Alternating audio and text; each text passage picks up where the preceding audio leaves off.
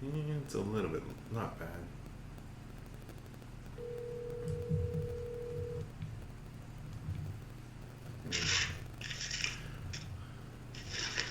Hello? Yo, Gene, what you doing? Not much. I didn't do my homework. So You motherfucker. Connected. I have no idea what the hell that just connected to. I need to turn this Bluetooth off. Hold on. Get out there. Get out there, Bluetooth. Alright. Anyway, Gene, you didn't do your homework. Luckily, I did the homework for you, but you're going to have to damn elaborate on the bullshit because, holy fuck, what I seen looks like total bullshit. I don't know where the hell you were coming from, but everyone...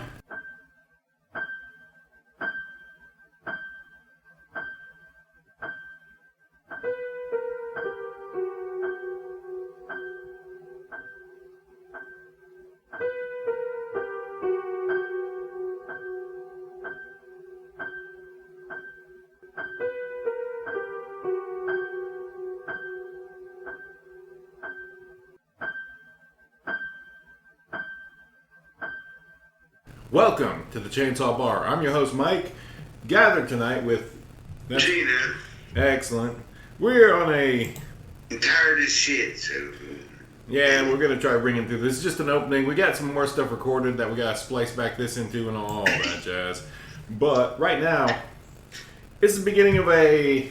what I'm going to call a... expressway subway tour de force for the really... worst kind of shit I think I could have ever seen that I haven't seen, that Gene has seen, and he will describe to us in really great detail before he falls asleep. Like I said, I don't remember. I just remember it was like a fucking gross movie. Yeah, it was a gross movie. Alright. Yeah. Alright, so Gene's movie is called... Name it, Gene. I forget now. I've been drinking.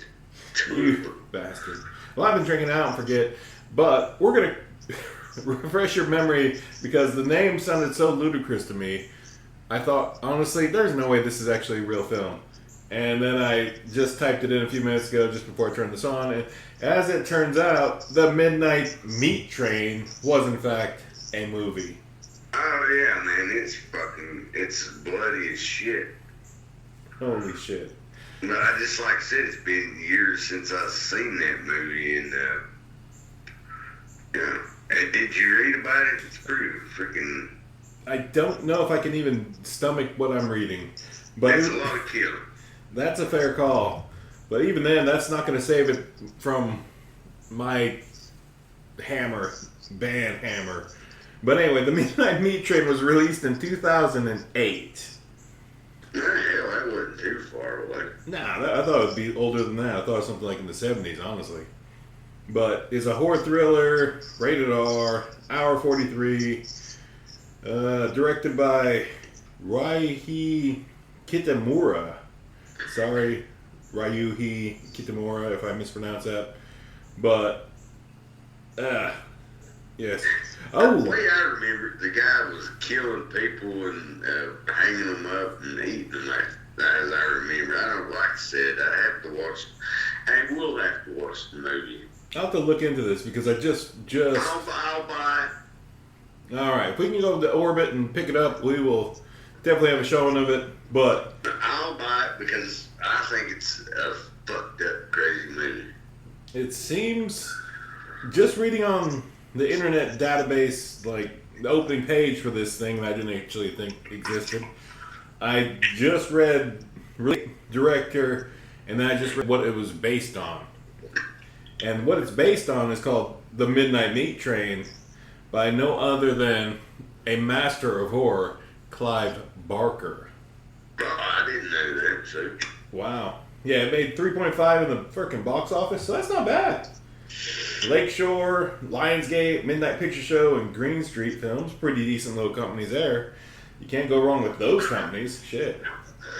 Well, the movie's like a big budget movie. It's not a B movie. You can tell that they put a lot of money in that movie and actors. Oh man, yeah, apparently.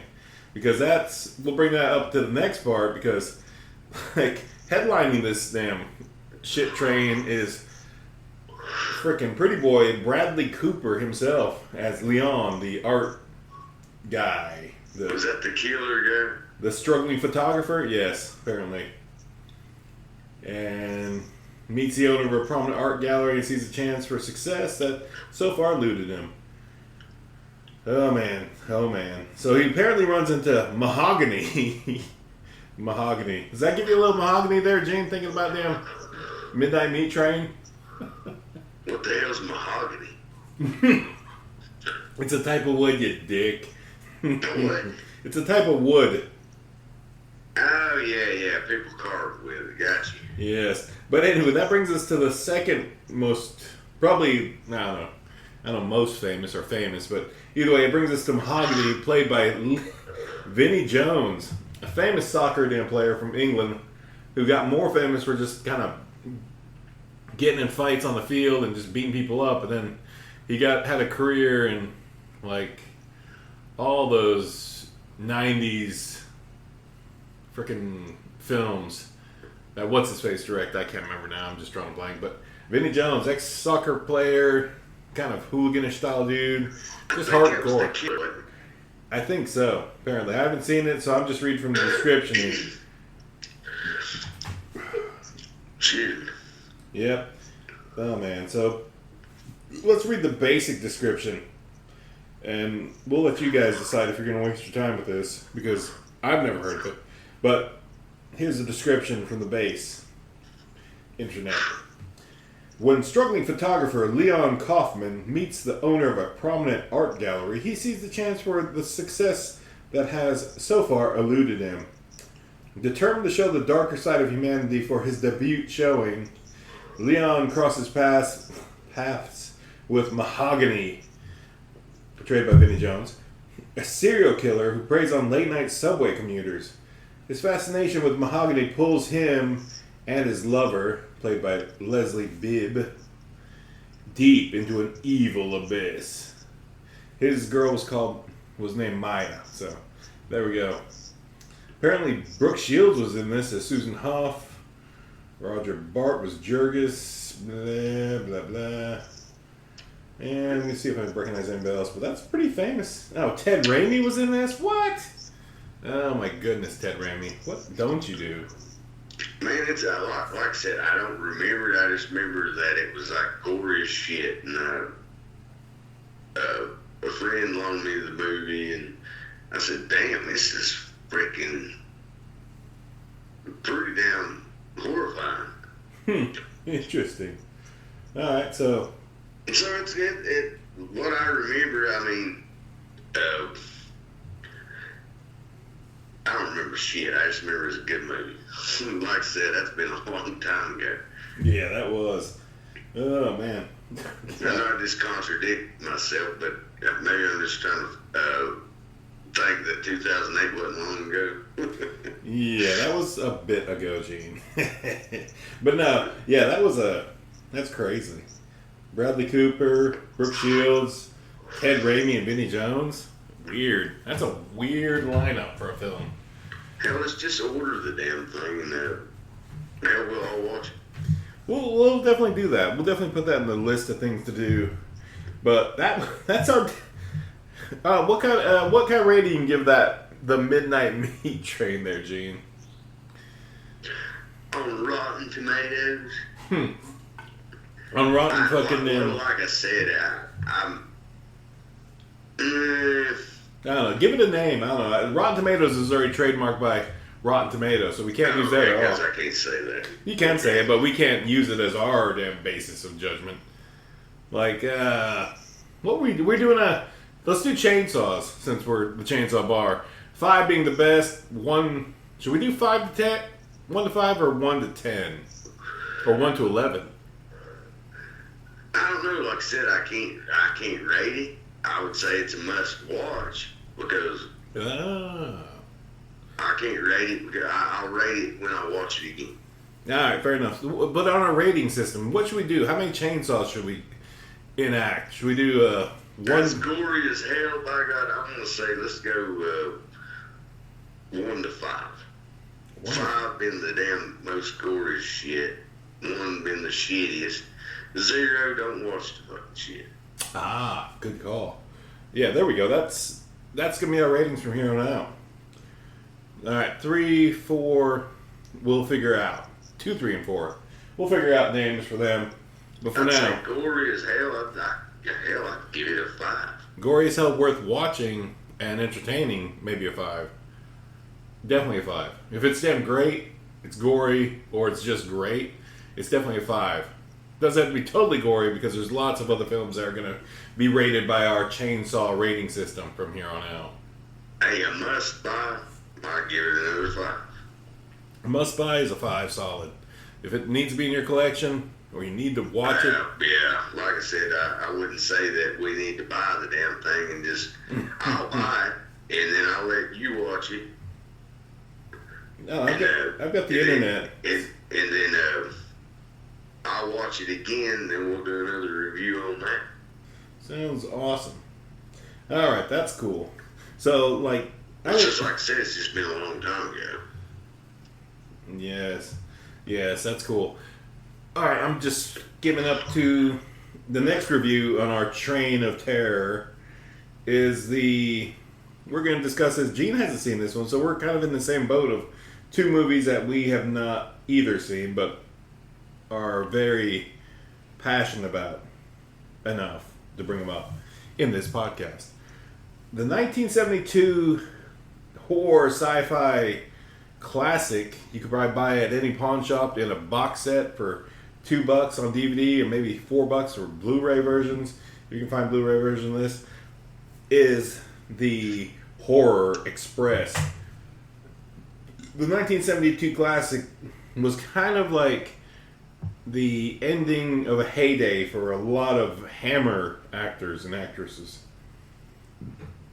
This is no exception.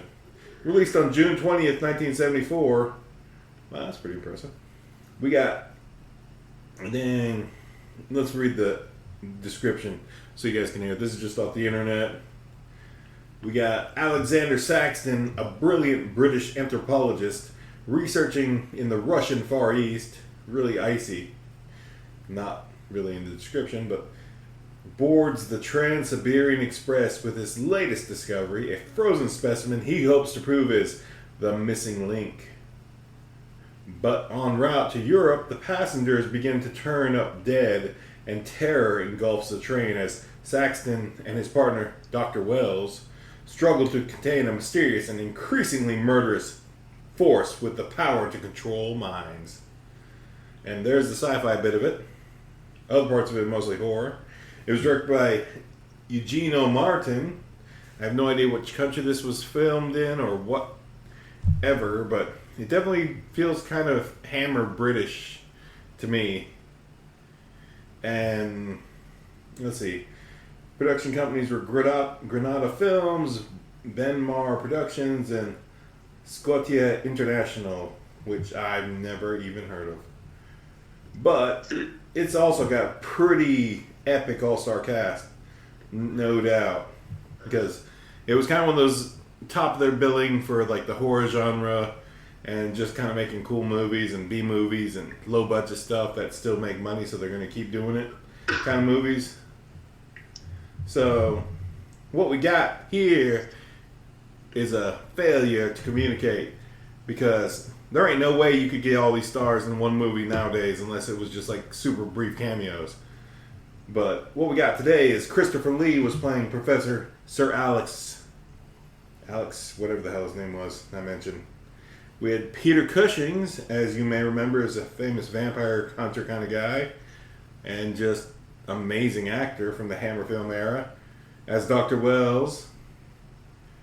We had Alberto del Mendoza playing a father, a priest, and he does the command performance, I have to say.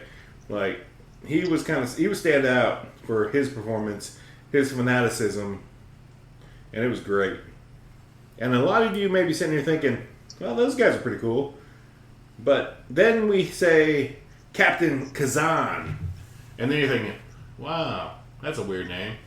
And then you think, who the hell is that guy? And then you find out it was played by Telly Savalas. the legendary actor Telly Savalas. A man that don't need hair to fucking look amazing. But, wow.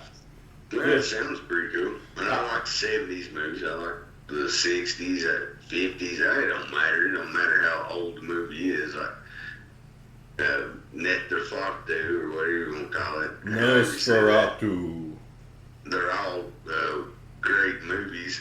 It's probably not, I don't know, people in their 20s probably ain't going to watch them. But who gives a fuck? Yeah, but if you're listening to us, you need to go watch it. It also had Julio Pena as Inspector Marvo, who was pretty awesome at the mid part of the beginning. He was great. And the effervescent Silvia Tortosa, who was Countess Inrinia something or another. I'm just giving up the names and whatever. There was a Helga Lynn playing Natasha. Alice Reinhardt was Miss Jones. And we had Victor Israel as Materio. But, I don't know. These were amazing performances. And this train was a lot bigger than it was portrayed in the stock footage they used. Because the train they portrayed was a classic Trans-Siberian Express, I guess, coming through a snowy field with a big old coal-burning engine. But it had 4 compartments attached to it. And this movie looked like there was at least 2 more to that. Maybe a 6 or 7 compartment damn train. There were scenes where they were eating dinner. There were scenes where there was at least 2 different like bedroom carts. Then there was a storage thing at the back of the train. There was the engine and at least one of the damn train cart they ran through. So this train was like a TARDIS, and it was exceptionally bigger on the inside than it was on the outside. It was ridiculous from that perspective. But you definitely need to check it out. The Horror Express. If you guys got damn $2 or $3 and got time to run around to a couple pawn shops, it could probably be yours. Or just go online and check out fucking Horror Express. It's probably free on pretty much anything you stream. If you got Tubi or Amazon or Hulu or any of that crap, the flicks, you probably can find it for free with commercials, and that'll give you time to go make some popcorn, chill out. I don't know. It's ridiculous. But Gene definitely needs to see this. This is somewhere in my permanent collection. I was just streaming it because streaming on it doesn't involve me having to get up and search to do a pile of DVDs and Blu-rays. But it was just there. And I thought, I want to see Christopher Lee and Peter Cushing and Telly Savalas in the same movie. And I was not disappointed. It was great. Honestly, that film for me was a definite 5 chainsaws for him. Because Hell yeah. you need to pick that up, buy it. It's not expensive. You need to watch it, put it in your collection. And in the modern sense of the thing, the second season of Creepshow, which I'm pretty sure Gene has not seen on Shudder. No, I've seen the old ones. You've seen the first season on Shudder because I lent it to you. Yeah. Yeah, you've seen the first new season of stuff. They haven't released a second new season of Creepshow, but it's a Shudder exclusive. Shudder's paying for it. They're knocking it out of the fucking park. And if you watch that, because it's been out since, I think, mid-spring this year, because the season started up in the spring, ran, I believe, 6 or 7 episodes. But the last episode, it's entirely themed around this actual movie, The Horror Express. Like, there's a character in the movie, in the TV show, that builds this machine where you can go upload a movie, and it becomes cyber reality, and you get to go experience and be in the movie. And you just kind of wander around in the movie, running through the scenes, interacting with the characters, and the computer he built like has an AI feature that lets the characters react in a manner appropriate, I guess. It's a great episode of damn Creepshow. You'll probably see it here later this year, Gene, when they release season 2 to Blu-ray or DVD and I pick it up. Hell yeah. But it's great. Yeah, season 2 was pretty fantastic. Fun. Lots of classic Creepshow feels. So we're spinning this into that. But that's pretty much our horror express reviews for now. And Creepshow, let's jump into that. What do you think of the first season of Creepshow, the new one I lent you, Gene? Oh, it was great. Yeah. All the creep shows that I've ever seen and anthologies and stuff like that, it's all been good. I really, I like them all. To be honest with you, I mean, there's certain ones that I don't like, but hell, that's going to be anybody, you know. Exactly. Yeah, that's true. And if you watch them all and stuff like that, once you have to go back and watch them again because hell, you get kind of confused which episode was on what, you know? Oh, yeah. Yeah, it's pretty... Yeah, I mean, it's overwhelming. It's like watching the whole damn Twilight Zone and then remembering what in the hell is all called. Yeah, running through all, 6 seasons.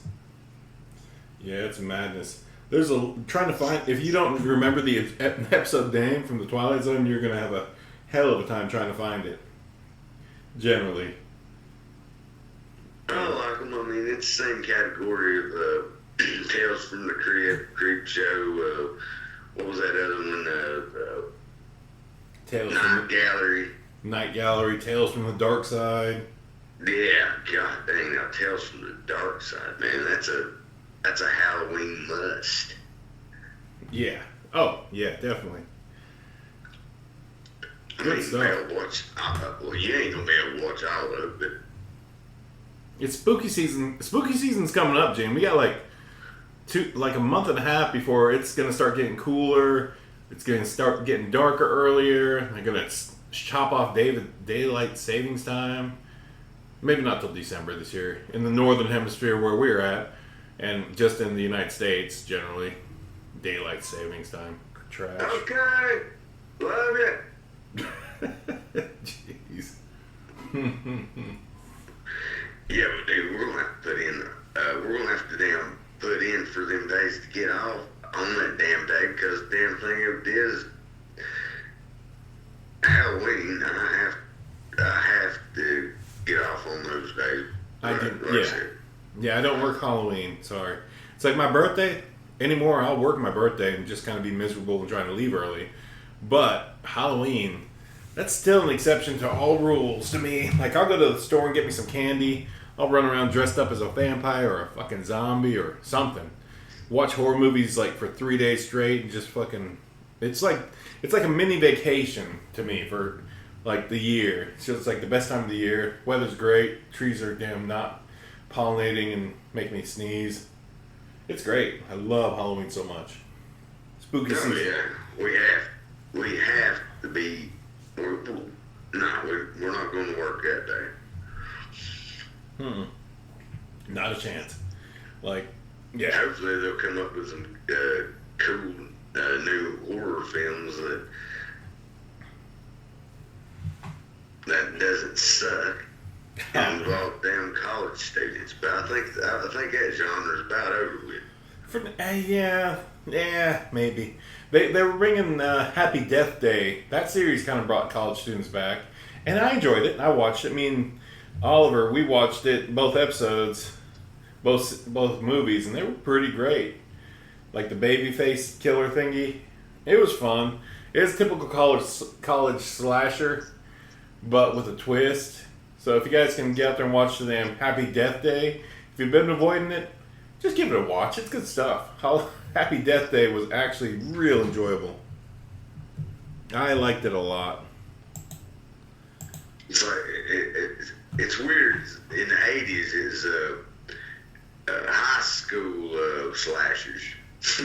Yeah. People got tired of that shit, and then they went to college slashers. Mm-hmm. You can get away with more boobs because everybody was over 18 in most college slashers. So there was that factor. There wasn't some little kid there in the background being annoying little fucking kid number 6. And there was that. Yeah, kind of like Nightmare on Elm Street. Oh yeah, definitely. That was kind of that was a high school slasher. That was a good one. Oh yeah, 100%. Yeah, but yeah, that's like Happy Death Day. That's a great one, Gene. You need to damn get your Blu-ray player. Get that thing. I'll help you hook it up. Then you can watch Blu-rays without any kind of hesitation at all. Because you got a Blu-ray player somewhere in your collection somewhere. And I do. I just never looked at that. Oh man, I've got so many Blu-ray movies that are so great that you need to watch in good definition. Oh, it's frustrating. Because like most things are released in Blu-ray anymore and DVD. And there you go. But yeah, we'll have to get that. You have to get that thing set up. I've got extra cords if you need an HDMI cord, which is the main thing. And just need to hook that up so I can just. I'll probably just buy another one because I don't even know where the fuck it's at. Yeah, that's the tricky part. It's kind of like that TV series Holliston. Like the guys at Adam Green. Adam Beach. That's Maddie's damn pretty boy. Adam Green is the director that did the Hatchet series, starring Kane Hodder and other actors and actresses. But Hatchet, yeah, it's a great slasher set in Louisiana. It's real fun, actually. It's enjoyable. Like Hatchet was well done, and prior to that he did this TV sitcom called Holliston, and it's pretty great actually. It's got like Gwar's lead singer, damn Odorous, in it. It's got him and like his little crew, and like his boss is Dee Snider. So that's all you really got to hear is Dee Snider is his boss. He's got an imaginary friend that lives in his closet, and that's Odorous Among Us from War before he passed away. Dave Brockey's rest in power. And it was great. It got like I think 2 seasons maybe. And it was only like, I don't know, it was on Spike, I believe, Spike TV. It was one of those kind of networks. But they paid for it, and it was great. It was fun, it was quick. They ripped through an episode. They hit so many fun horror tropes. It was a blast. Like, it's on, like, the internet now. Like, someday when you get a streaming service, Gene, you'll have to check it out. Okay. No problem. Or you'll have to just come over here and chill out for a couple hours and get a few episodes in, then maybe a few times later, come back over and watch some more episodes. But it's great. But, no, it's really easy. Adam Green, his friends, they're all in it. He got some great actors. Kane Hodder's actually has a couple cameo episodes. Freaking Tony Todd's in it. So, it's actually a great TV show. It's fun. It's very horror movie related. If y'all haven't seen Holliston, go watch it. Put it in your mind, because it's great. It's real low budget, but it's totally entertaining. No, low budgets. Some movies are way better than ones that they spent millions of dollars. Yeah, definitely. I mean, heck, there's some Friday the 13th movies that freaking suck.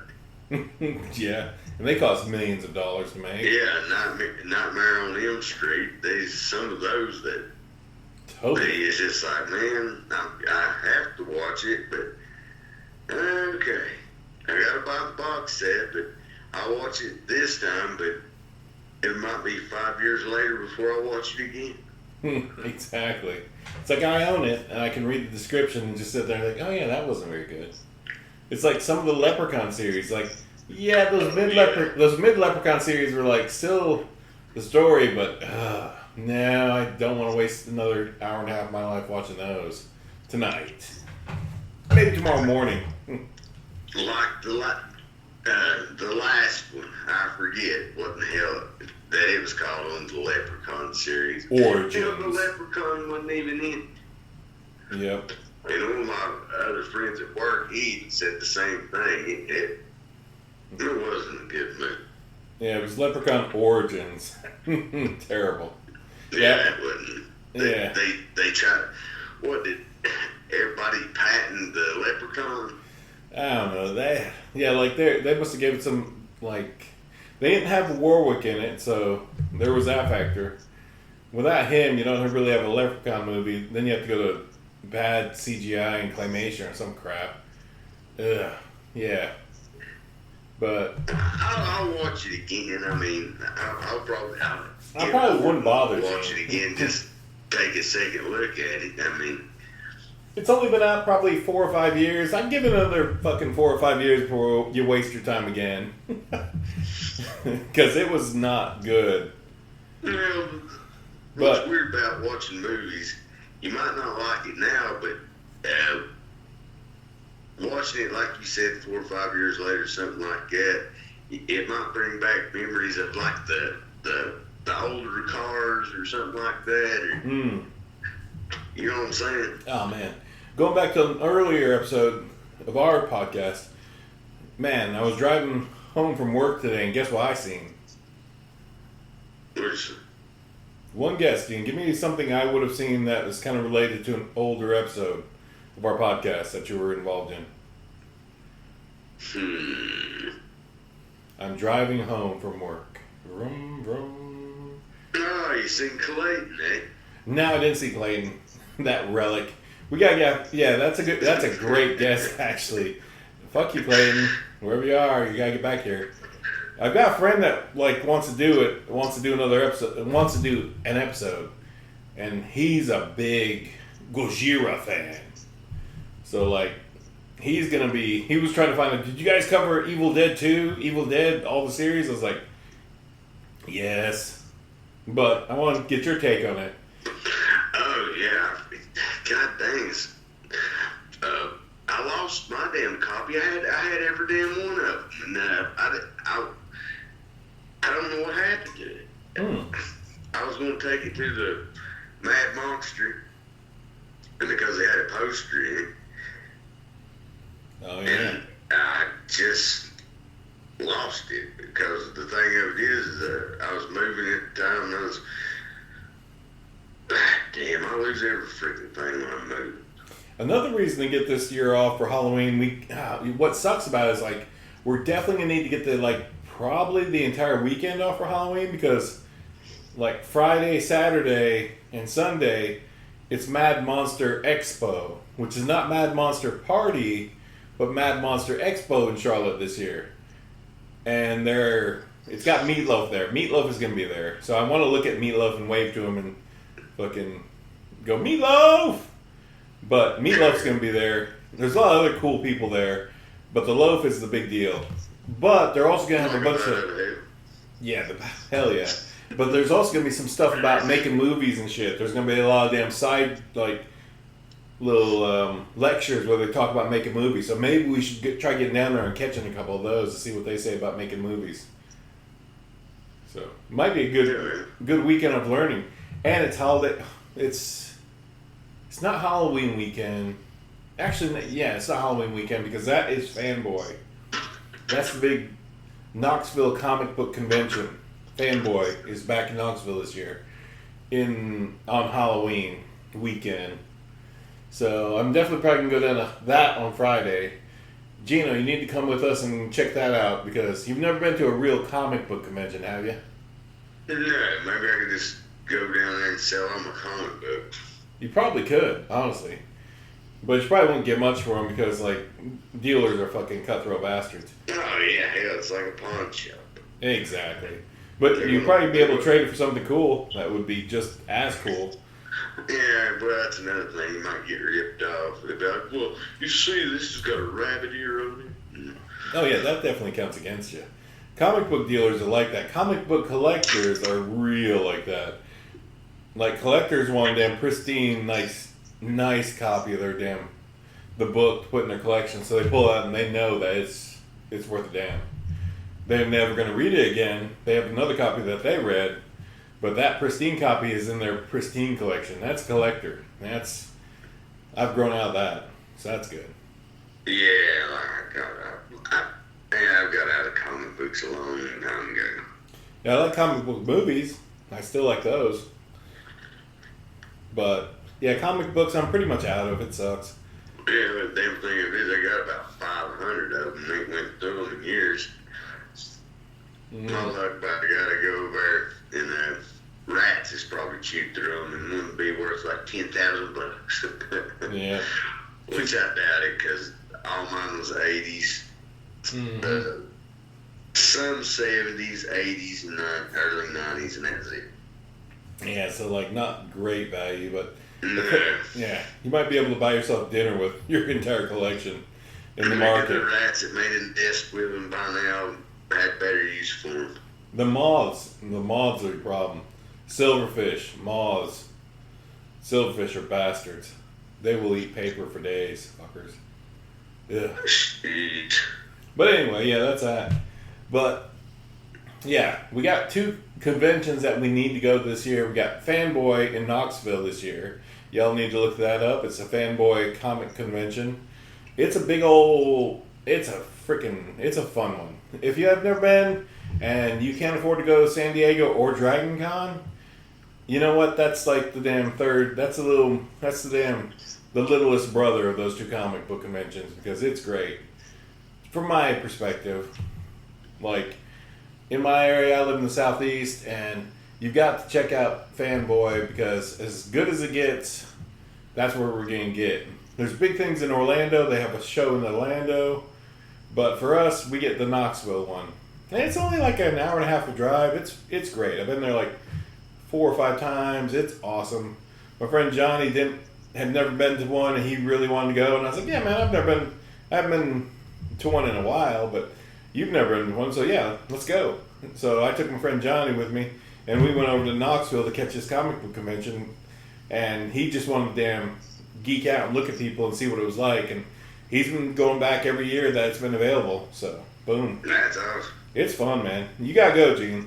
So this year you gotta do Fanboy and you gotta do Mad Monster Expo. You gotta keep me up to date with the damn date on the calendar, because you know how it works, so young. Oh, hell yeah. But yeah, we're definitely going to hit those 2 things. We're definitely hitting a Friday on the Fanboy, and maybe probably a Fanboy, or probably just a Friday on the Mad Monster Expo. But yeah, it'll be fun. I would like to take my comic books, but I wouldn't want to carry down 500 freaking comic books by I got through there. Oh man, yeah, trying to sell those. Yeah. Yeah, I'm probably not going to do that. Screw that. A lot of work. But, no. But then again, it's just like, shoot. Selling for cash, you're going to get like quarters on the fucking dollar best. It's horrible. That's basically what it'll work. Now, that's what it'll be. But anyway, I remember this comic book store in Silva. I don't think it's there. No, that was Fangoria. Not Fangoria. That was, shit. Yeah, that's not there anymore. It was great. They had so many. You could spend 2 or 3 days in there, and you're still not going to go. You still couldn't go through there. Yeah, that place was fun. They had a great damn Predator statue there. They had a huge freaking G.I. Joe display with them, like Cobra Command Center and them the G.I. Joe base, and everybody kind of flying around. They collected. I gave the guy that I'm trying to get on the podcast here later, I gave him just a pile of damn old G.I. Joe junk, and he took it over there and traded it for some comic books, because it was just parts and stuff and weird bits, and that guy was like, oh shit, I need that part for this, I need this part for that, and he traded him for a couple comics at least, and it was just like bits and pieces that the guy needed to fix a damn G.I. Joe toy, and that's pretty much what it came down to. That's pretty cool. And that worked out pretty great for him. And it didn't hurt my feelings, because like my G.I. Joe pile is in a box in the damn closet over there somewhere. And I've still got a good number of G.I. Joe toys I like. But I'm an adult and I just don't have time to pull them out and damn go to war as much as I should, I guess. That's about looking at them now and just remembering. Yeah, being a kid and looking up at the damn...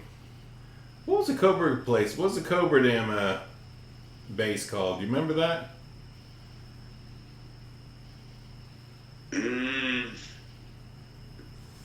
I'm not real sure. I don't remember that. I just remember that you couldn't find Cobra Commander. Oh, yeah. And they quit making the smaller figurines back a long time ago. Well, it wasn't that long. Well, I guess it was. God, now it's probably like been 6 years. Yeah, they went politically correct bastards. No. Hey, they can suck it on that. Nah, it is what it is. But, yeah, like, oh, they really screwed that TV series, that cartoon up there. Like, the last couple of damn years of it that they were running it, they were trying to go with a damn Islamist kind of fucking version of the Cobras.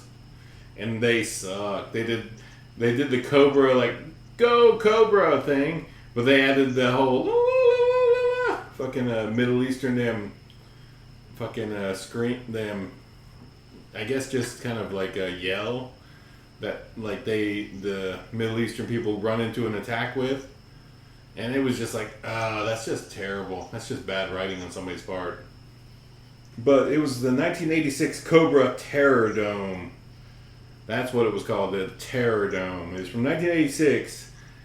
And I remember going to Rose's here in Silva. Living in Cherokee, I lived about an hour away from Rose's. Because the roads are so different.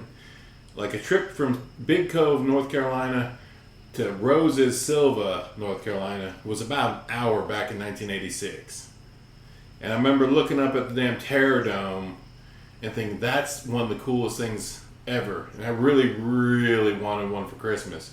Because I had a couple of G.I. Joe toys and Cobra things, and I was big into G.I. Joe, but like the Terror Dome was like up there on the top shelf, and it cost $99. Jeez. It was that was damn. That was a freaking $1,000 then. Yeah, essentially. Yeah, that's why I didn't ever get one of those. But it didn't mean that it wasn't there to touch. I touched the box, and I reached up and touched the box and looked at it, and I was like, that's the coolest shit ever. And like, go Joe. But like, you gotta have a base for the enemies to hang out in. I like the Cobra stuff better. The Cobra stuff was cool because most of it was in black, and that always just kind of ups the coolness of it. Black and red. No, I hate to say that. Like I said, man, I was always going for Cobra because they always had the best shit. Yeah. Even though they were a terrorist organization, they always had the coolest weapons. Yeah, they had the coolest planes. I had a plane. I don't know how much it cost or that like that. I think I got it for Christmas. My granny bought it for me. Oh man, was it big? It was great, but I never did have Cobra Commander. There was two of them. The one that had the like the cloth over his head. Yep. And then there was another one that had the glass face. Yeah. There was two Cobra Commanders. Then there was the different ones. Then they had the third one, which was the steel armored one. So yeah, you had to have the main bad guy, even though he had the worst voice ever. Like, kind of like them. What the hell? He-Man! He-Man! He-Man! Old Skeletor had the worst voice ever. And it's the same with Cobra Commander. It's like, you Joes are nothing to me! It's like, oh man, am I being threatened by my grandma? What the hell? Well, shit, there were no bad guys back then. You're supposed to sound cool, you know what I'm saying? Just like Gargamel and the Smurfs. Oh yeah, they also... Gargamel was kind of the high damn watermark for bad guy voices from that cartoon generation. I mean, they were going to put some high voice up. So, alright man, now we gotta go kill some heroes. You know what I mean? Exactly. No, that'd be... You Joes are going down! I mean, you were going to make the bad guys sound like the heroes, like He-Man, you know? Yeah. Masters of the universe! Oh, yes! Yeah, they definitely did that with them. It's like, it's not gonna like sound like Tony Todd. Be my Cobra. Join us, and you'll never suffer again. And be like, oh, cool, I might join you with that damn argument there, Cobra Commander. But then you come out, it's like, join us, you'll never suffer again. It's like, I might have to think about this. Let me get back to you there, Commander. Yeah. That's just the way I see it, watching all them cartoons, you know. Oh yeah, that was pretty much it. Exactly. But yeah, I remember like in 1986, 87, those years, like I remember going to Rose's after an hour drive to look at toys, and then my parents would just look at like what we were really into. It was like, oh, they're really into G.I. Joes, so there you go. I'd get a couple of like the dudes and maybe a nice little cool vehicle, and that was my Christmas present. And you know what? That was like the best. That's like I played with those all year. Like I damn built fucking dirt castles and shit and damn fight, and it was great. It was a great damn growing up experience that a lot of kids don't get anymore, really. Because their parents buy the shit for them right there is that when they want it, instead of when, hey, wait for Christmas. Exactly. Yeah, you had like 6 or 7 months. It's like you didn't get no fucking presents, by God, until Christmas time came. I don't give a shit who you was. Precisely. Yeah, if you really want something. Hey, I want that. And if there's any crying or something like that, which you didn't do, your ass is getting beat.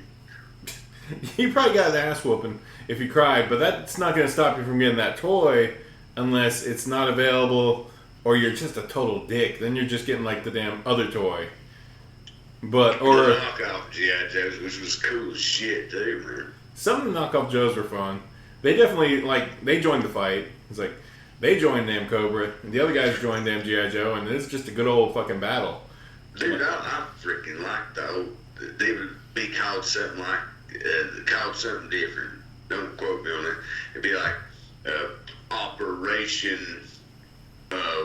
Operation Force. Yeah, or Hero Guys. And you'd get like, you'd end up with 5 more little army men versus one G.I. Joe. Oh yeah, definitely. Like the one Joe would be leading the little 5 dudes, and the one the Cobra guy you had would be leading the other 2 or 3 bad guys that you put on their side. Yeah, I mean, hell, they was the same scale, and they just wasn't name brand, and they give a shit. Yeah, but definitely. They still all died at the end of the battle. Yeah, exactly. Yeah, it's like, oh man, like the corpse. I'm looking up pictures, but corpse.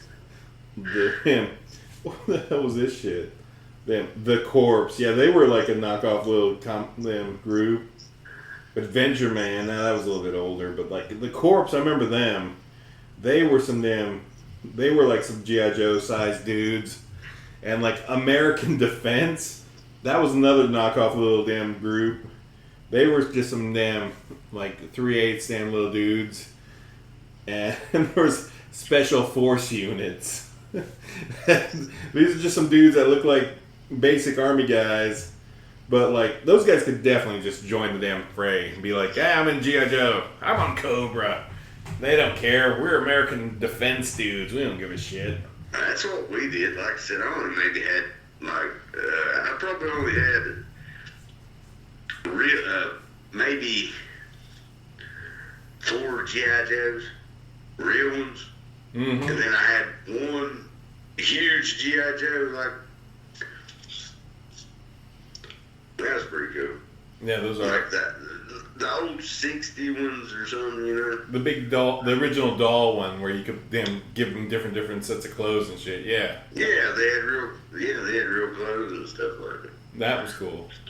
That was a fun one for that. But yeah, I like remember having damn G.I. Joes and like I have a few good plastic ones. I like the small G.I. Joes. The hell because they had a bunch of weapons and shit, and you'd get frustrated because if you lose the weapons, that sucks. Then they don't have a gun. Now they're running around with a knife. Come on. It's like, well, I'm going at this damn machine gun battle with a knife. Damn, I hope the Spirit's damn wolf is going to help me out here. I'll tell you what, I had a lot of fun with the little plastic army men. Oh, the basic ones? Yeah, just the molded. Yeah. Ones that come in like 100 in a pack for $1 or less. Yeah, they definitely joined the GI fight. They definitely joined the GI Joe fight too. They were in the battle. And then I got a little older. You know, I was like 13, and I was like, okay, well, here's the Viet Cong village over here. Here's the Germans over here, and I was like, all right, has Dad got any gasoline in the shed? Yeah. It's like, who needs eyebrows? I don't need eyebrows or fucking arm hair. Screw this. Let's do this. And then I'd go to a friend's house. We'd make villages and stuff. Yeah. I mean, we'd sit there all day. I mean, we'd probably, 12?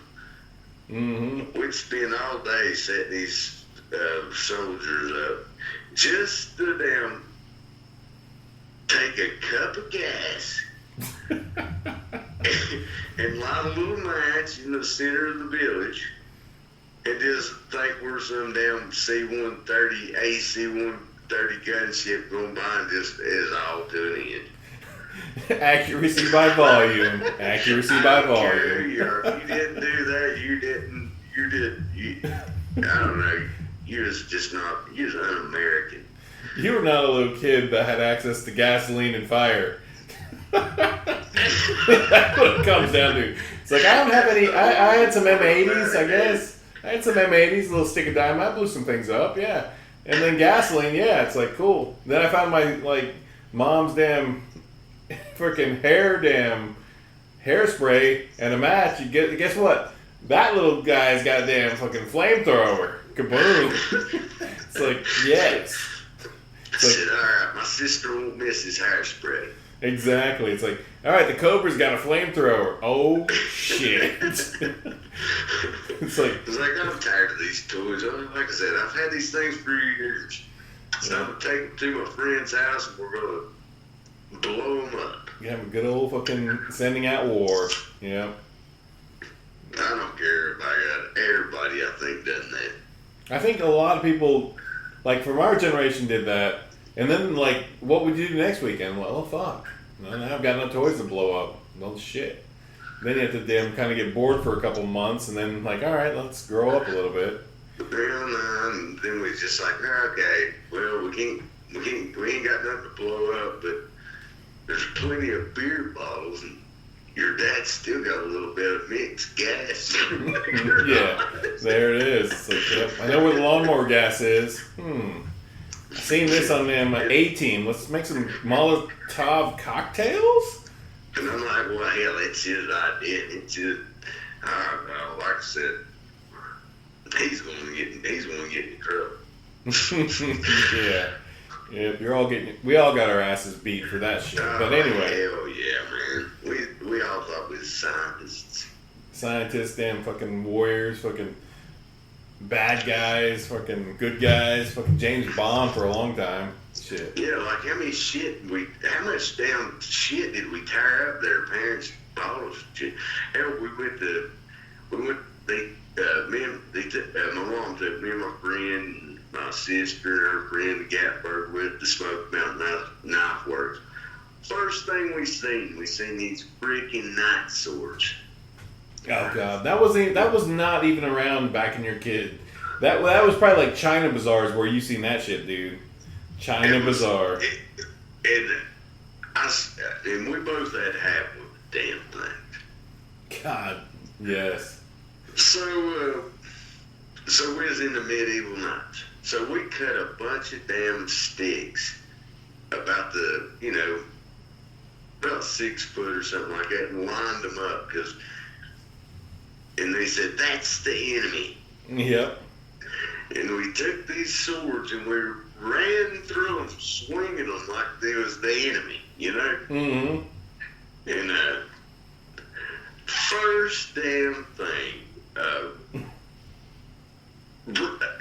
they both broke. God, yeah. Terrible. We broke both of them. Jesus. Yeah, that's like, true. Damn, man. That was cool, but still our swords broke. That was like $30 a waste. Oh man, which was like fucking $100 for your parents. Holy shit. I still got them, believe it or not. Oh, that's awesome, actually. Probably. I've still got them. I just need to get them welded back together. You know how I am about welding. I went and got the damn armor. I sent you a damn picture message here a couple days ago. Yeah, I ain't looked at it. I'll look at it. He fixed it pretty good, huh? No, he fixed it well enough. But, like, he said cast iron's really tricky because it's hard to damn meld back. But he took the damn old fusion torch and damn spot welded in, like, 6 or 7 spots. And the joint is too big. So I sat there and tried damn drilling it out, making the damn casing a little bit bigger. But I don't have my Dremel. I've lost my Dremel. Yeah, I'm going to watch it if I can find it. Dude. What the hell? Yeah, but, yeah, cast iron's weird. It's brittle. Yeah. But it's back together. It needs to be damn. I need to take Dremel to it.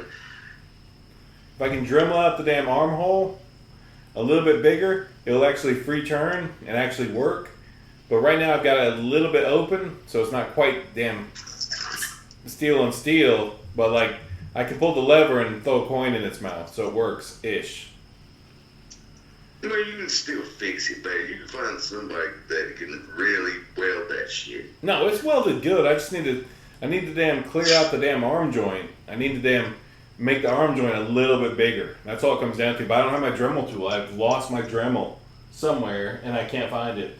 Because I just need to damn clean it out, make the damn arm hole about, I don't know, like a damn eighth of a damn inch bigger. And it'll fit perfectly and damn work great. Because he got the damn arm welded back on at the perfect angle and everything.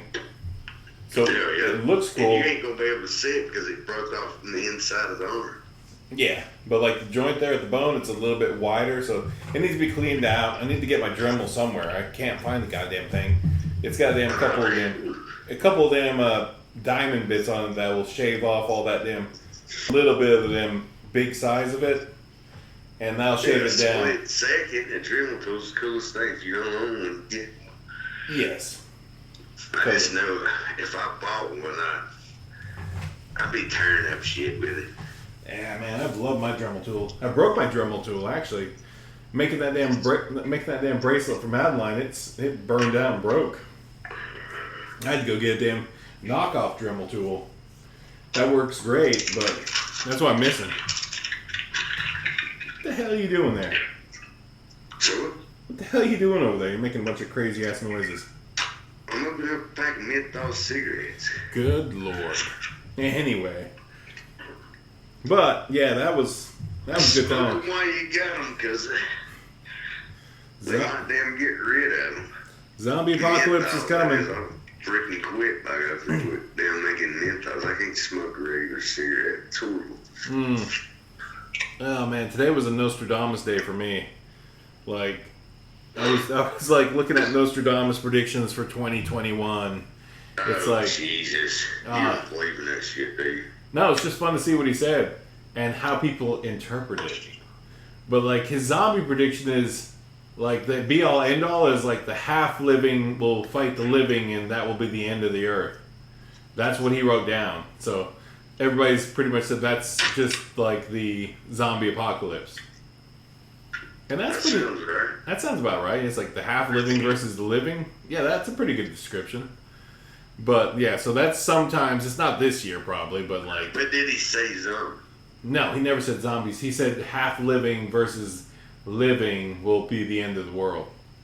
Mm-hmm. So that's a good description of zombies, but like he hasn't got any specific time. He was a damn weird 1500s damn French guy that seen visions and shit. And a lot of them come out damn out the wash and worked out, but a lot of them are just weird. So, and you can interpret them all you want. Was he seeing that? Was he seeing the damn Twin Towers? Was he seeing them? Oh shit! I didn't know he done that. Oh yeah, he had a prediction like. The prediction was something about 2 brothers in York will fall from fire or something. And people were like, what the hell does that mean? There's only two brothers in York. And a lot of people were sitting there like, what the hell does that one mean? And then the Twin Towers fell in New York. And it's like, oh, shit, you can definitely interpret that. Yeah. From fire? Yeah, totally. If you were just some damn backwoods nobody and you seen that in a vision, yeah, that's pretty much how you describe it. Like, two big-ass damn towers that look identical just getting blown up and then collapsing. Yeah, I guess you could definitely interpret it like that. But, yeah. Like that movie, The Da Vinci Code, and one's got Tom Hanks in it and stuff like that. There's two movies, and them are pretty cool. Those are pretty fun. Yeah, weird, but pretty funny. The second one sucked, but the first one was good. Well, I like them both. I own both. There you go. But yeah, that's been my kind of weird day. Like, he's calling for an asteroid to fly by and maybe hit the Earth or just fly by really close. And he's calling for an earthquake in the when the Mercury is in Sagittarius, which is like a damn phase of the moons or something. But basically, what that comes down to is when Mercury is in Sagittarius with Saturn fading. That's pretty much this year in November. At the end of November, he's predicting that there's going to be a big earthquake somewhere around. And he said west of somewhere. Pretty much everybody's saying, oh, that's pretty much California from what he's describing. So he's calling for a big earthquake. He called for a big earthquake at the end of the year in California that may do in California. Well, the planets and the moons and stuff, they affect what's here on Earth, just like the moon and the tide. A little bit, yeah. The tide, definitely the tide, the moon and all that shit. And even affects when the moon and the sun aligns, just like it turned dark that day. That was amazing. That was I tell you what, that was one of the highlights of my life, was seeing that. That was so amazing. That was like, for y'all that don't know, we were talking about like the great solar eclipse of what was it? 2018 or 2019? Either way, there was Yeah, it's been a couple years ago, yeah. There was a solar eclipse that we were in the damn perfect alignment for.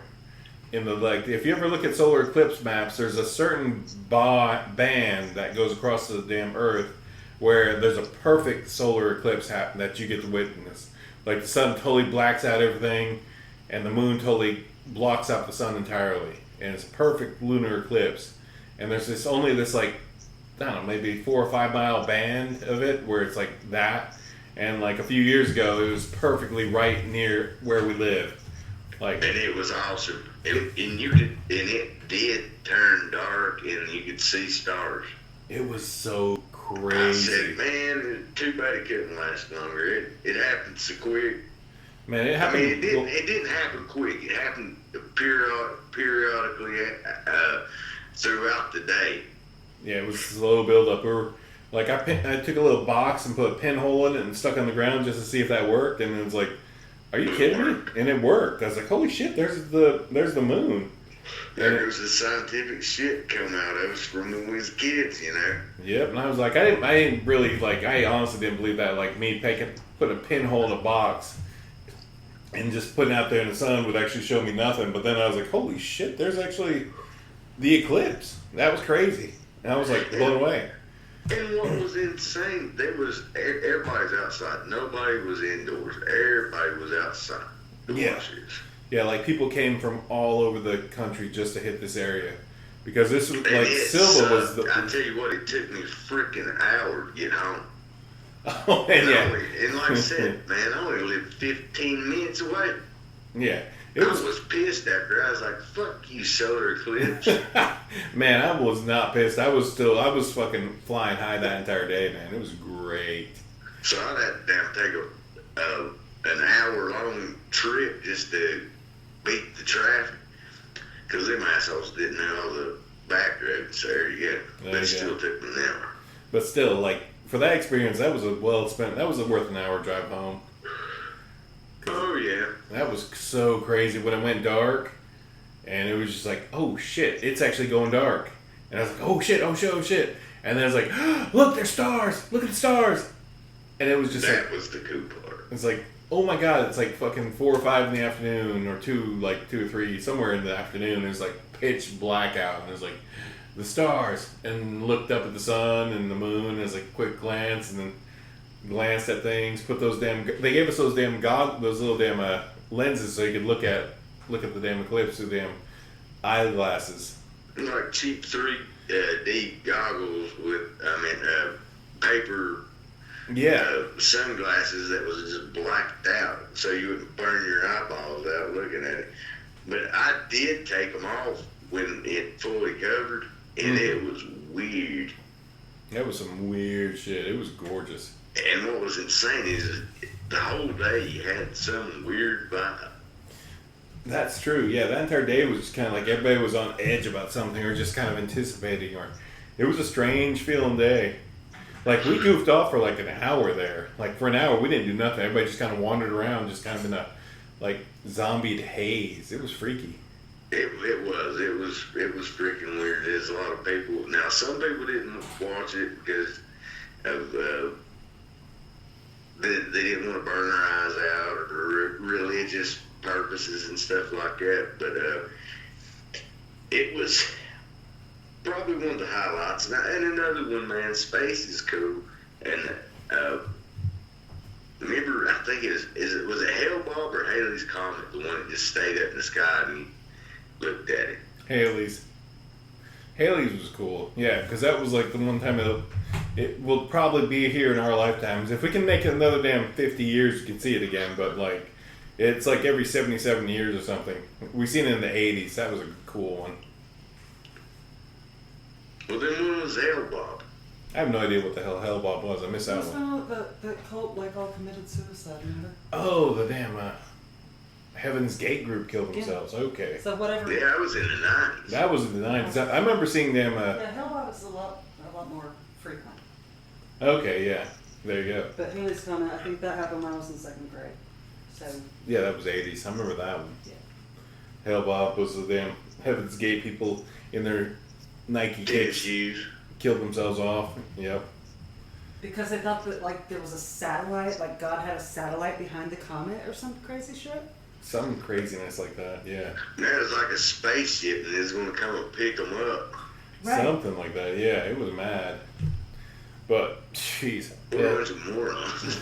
Bunch of weird believers and Well, I mean, that weirdness. There's But all different kinds of crazy beliefs. I don't think anybody else's set of superstitions is any better or worse than mine. maybe they did get picked up, and all we got is Maybe they were raptured and we're all stuck here. they got husked. Their husks are just all we see. And it's like, oh, they all killed themselves. And it's like, whatever. But then again, maybe they were all gone up in that spaceship cruising the damn intergalactic world now. Like a Pan's Labyrinth ending. Yeah. To bring it back to the subject of horror movies. Hey, no, See how I did that? I just segued that. yeah. Jeez. I wasn't gonna do that, but yeah. But yeah, no, that was awesome. That, like, great, like, if you all get a chance and you can travel maybe a day or two to go be in one of those damn Eclipse lines, it's totally worth it, honestly. Like, the experience is once in a lifetime feeling, although it happens like every year somewhere. And you just have to damn line it up. But I think the next one was supposed to be in Texas somewhere, and I was like, I'm going to Texas, and I'm going to experience this again. I was like, I'm broke. Now, I'm pretty sure the next one that's closest to us is going to be like up in upstate New York. yeah, That's the closest to us it's getting. but honestly, it's damn. Most of them are travelable. It's like Yeah, if you follow that arc. if you just go So from maybe the it does arc. go to Texas. Yeah, if you just go, yeah, it probably goes to Texas. But if you really just like time it out and go wherever, you could go to damn bumfuck damn Idaho. If you really And- wanted to do it, you could probably like go over Niagara Falls in the pitch dark in the middle of the day. If you ain't never seen one, it's worth Yeah, if you never experienced it, it's a damn good damn one. spiritual experience. I cried. Man, I was crying. I was sober and it was emotional. It was so. It was emotional. Like, I didn't expect to have that reaction, but I honestly, like my voice caught, like I tried to cry out and it like caught in my throat and I was like sobbing, like tears just streaming down my face because it was just like I don't know. It was spiritual for me. Did the crickets go off? It Yes, was great. yes, there I were watched it. crickets. Yeah, the cricket. That was so weird. The night Crickets thought insects. it was night. The night insects actually started making noises at work. It Yes, was freaky. yeah, I forgot all about that. Yeah, I remember that. It's not freaky, but it's definitely surreal. Hmm. Surreal is It what was I super thought. freaky. It was surreal I freaky. was not freaked. I was freaked out because it's holy shit. I was humbled though. It was a humbling experience. For whatever reason, like my place in the universe is small. Oh yeah. But But it would definitely been a better experience if it wasn't where we. I mean, as cool as that, but all the street lights and shit came on. Oh, If you was somewhere where there wasn't no street lights, it would have been total dark. like in my yard. yeah. Hell yeah, there But you go. but still, like being a city life world, like that's like my favorite time of the thing. I see the streetlights click on, and it's like instantly I'm so much more calmer. It's like all right, now I'm just cruising. It's like put on them fucking Van Halen's freaking Panama, and I'm fucking in chill mode. Reach down between your legs and ease You- the seat back. Oh yeah, that's like nighttime. It's like night moves ish. Horrible. But yeah, if y'all get a chance, you got them a couple. I don't know, you got like $1,000 and you can figure out where there's gonna be a total solar eclipse. There's one across the United States, across the world somewhere. Pretty much every year, it may run across the damn Atlantic Ocean or the Pacific Ocean, and it may only hit this weird ass thing. There's a lot of people that are really dedicated to it, and they travel to these weird locations where there's gonna be a solar eclipse, perfect total solar eclipse, and just go to experiencing it. And it is a real humbling, your place in the universe kind of experience that you should experience at least once in your lifetime, because it was great. Pretty damn cool. I'll never forget it. I'll never forget it, man. Every time it gets night and I kind of feel like that, I'll think about that. It's like, man, I remember when that happened at work in the middle of the day, and everybody's just losing their minds, and it was dark as shit, and everything went starlight in the middle of the day. It was awesome. I still have the pictures of the ground. We put paper on the ground to Mhm. take pictures of the shadows. How it looked like, it almost looked like scales, not musical scales, but like fish scales. It was wicked cool. Oh yeah, it's just like I guess from the clouds or the leaves on the trees. I don't know. But We it was was- just lucky it didn't rain. Oh man, yeah, that would have sucked. There wasn't a That cloud in was the damn sky. Yeah, it was totally. We got the best, clearest experience ever. It was awesome. We were so just lucky to see that in our lifetime. There was no clouds, nothing. I was just like, damn. Mm-hmm. And these people that travel these places, you better expect if you're going to spend that kind of money, you might be disappointed. Yeah, sometimes. Yeah, it's like it would suck, but like it's gonna be nighttime stormy at some point in your day. So that in itself would be kind of cool in the middle of the day, and it's like gray skies, and then it turns dark black skies, and like, oh shit, that'd be kind of scary in itself too. Hell yeah, you have now entered Twilight Zone. Welcome to hell. Yeah. Pretty damn much. Imagine if you never knew that was going to happen, and it was back in primitive days. yeah. Yeah. Oh man, That's- yeah. People thought it was the end of the world. Yeah, that would be like you think the world's come to an end, you'd fucking kill like everybody that you had a damn No, grudge they against. didn't do that. I'm just saying it's like the world's coming to an end. It's getting dark. It's like the world's been coming to an end. It's like I'm taking out Grog. I've hated Grog my entire life. This is the end of the world. I'm taking out Grog. It's the purge. It's the Purge. This is your day. Caveman style. Caveman and Purge. It's like, see you later there, broke. You damn did me wrong. You took my damn extra piece of meat. I'm taking Yeah, you man, he out. slammed and the sun comes back out and he was like, oh, dang. Sorry about that. It's like, well, what happens in the Eclipse stays in the Eclipse. My bad. Whoopsie! Walk off like the Family Guy. Got a sign like crab walking out. Yeah. Yeah, hiding, looking around, make sure everybody looking.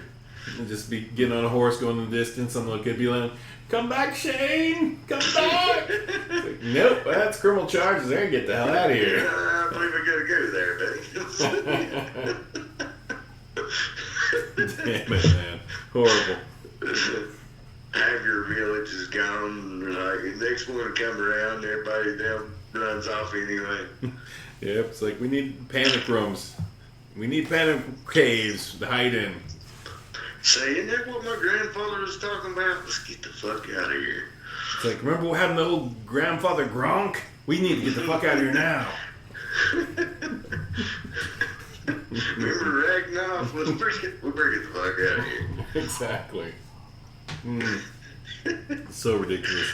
But, alright people, let's wrangle this back in. We've had some good conversations, and Hey, but it's part of the horror podcast because that's scary.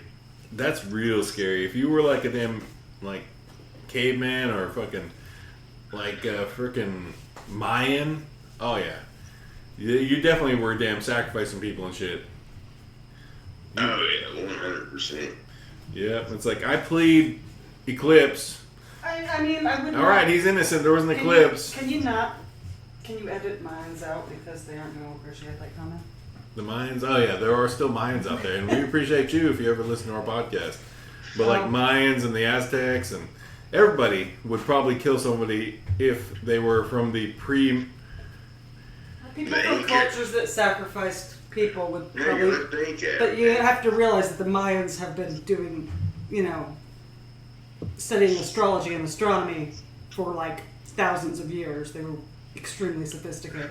The whole Mayan calendar and everything. So they probably had this mapped out for a good long time. Maybe the aliens taught them. Alright, Indiana Jones. Yep, crystal skulls and shit. But we don't know. We weren't there. But we do have evidence that happened. I mean, anthropology has happened since then. So, yeah, we have evidence that they were mapping the heavens and charting, celestial phenomena. Yep. Which is impressive as shit, given, like, they didn't have computers or damn, like, fancy sticks that could make exact angles and shit. That was their TV. That was their computer. I mean, hell, at nighttime you didn't have nothing to do. You didn't have TV. What you want to do? And I remember doing this when I was growing up. I mean, I had TV and stuff like that, but I got into looking at space and Please charge device. see. And if you just went outside on a clear night and there's no street lights and stuff like that, you just sit and chill in your lawn chair and you'll see shooting stars on a clear night. That's cool. Alright, Gene, heads up. The air raid is about to die. Thus, the cute British voice that said, "Please charge device," just happened in the middle of your conversation. So, the skybox is about to die. I might, the next time it happens and she says her cute little damn statement, I'm going to unplug you and then we're going to go speakerphone. And we'll see how loud that is, but then we'll definitely have to wrap it up. Yeah. But this has been a good damn intro that will lead into some talking about damn lumberjacking and shit like that. Charge device.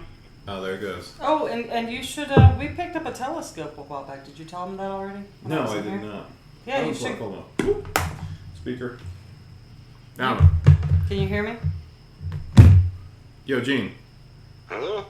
Alright, you're on the damn regular phone now because my Sky Raid box is dead. Bye-bye. Anyway, I was saying we picked up a telescope kind of here when the world opened back up for a minute before it closed again. Hell yeah. A few months ago. It was the first time I had been to a thrift store in over a year. Mm-hmm. And I'm a big thrift store junkie, so this is like, seriously, I didn't know. I thought the thrift store gods might have abandoned me. And there was a horrible line. I had my mask on the whole time. I realized like halfway through the thrift store that my fingertips were black from touching stuff because that's how filthy thrift stores are. But I mean, walking out, I had like 2 pairs of pants and a sweater that I found, and there behind the counter was a telescope marked $25. Like a full fucking size telescope. And I'm not going to go look at it and see what model and make it is so people out on the internet know. But I was like, does it work? And she's like, oh yeah, one of the guys took it out back and set it up who knew something about telescopes. And said it works just great. I was like, you want $25 for it? Yeah. Like, dude, sign me up. I think it's like a $250 telescope. No, it was like it was like 130. It was like 200, I thought. It was like $130. Seriously, $130. I got it for 25, working order. Yep, it's missing like a couple of the extra fancy lenses. It's got the basic lens in it, the 0.10 millimeter whatever lens in it. But like, there's probably like, if you want to spend another $100, you can get like 6 or 8 different other plug-in lenses that'll do other things I don't know anything about. Right? But, I just wanted to see all the craters in the moon, so that's what we did. Oh, it's perfect for that. For How $25. did that work out? I mean, I bet that's pretty cool. It worked out. I threw it in the back of my car, took it home, set it up, looked at the moon in the afternoon. Yep. The moon in space, and can see all the craters. Yep, you can see Isn't that details. weird? It's gorgeous, man. Like, we'll set it up one time for you when you come over. Because honestly, I took astronomy in like freshman year of high school. Always had a love of astronomy. Always. Yeah, I do too. I Like, never since took I was a astronomy, but you got that one star, Mars. It's like a little star.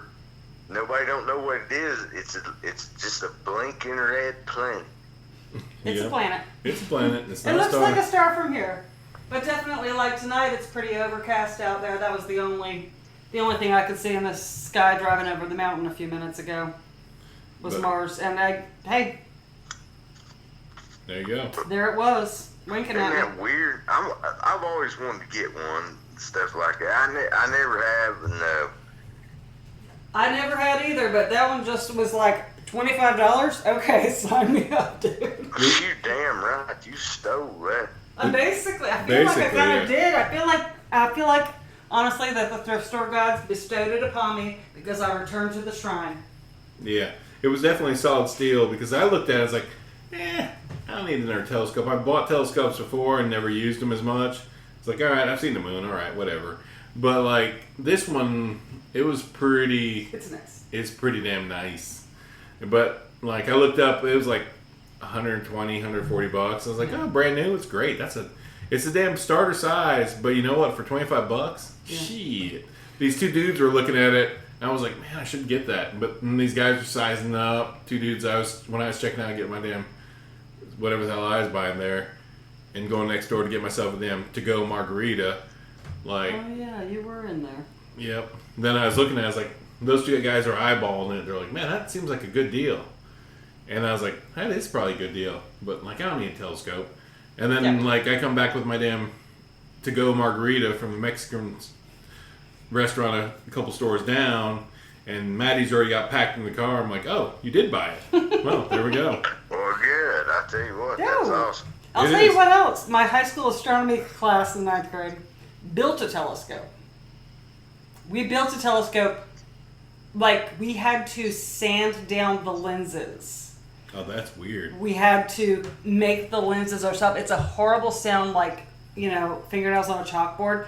Because what you do is you put water and sand between 2 plates of glass, and then circle the top one around and around. So the one on the top, I think, becomes convex, and the one on the bottom becomes concave over time. And you use finer and finer and finer grains of sand. And I mean, it took months, probably most of the year, for us to build this telescope for my high school. But that was how my high school got a telescope, because they couldn't afford it. It's not like they treat the astronomy program like it's football. Yeah, I don't understand why they don't do that. Football brings money.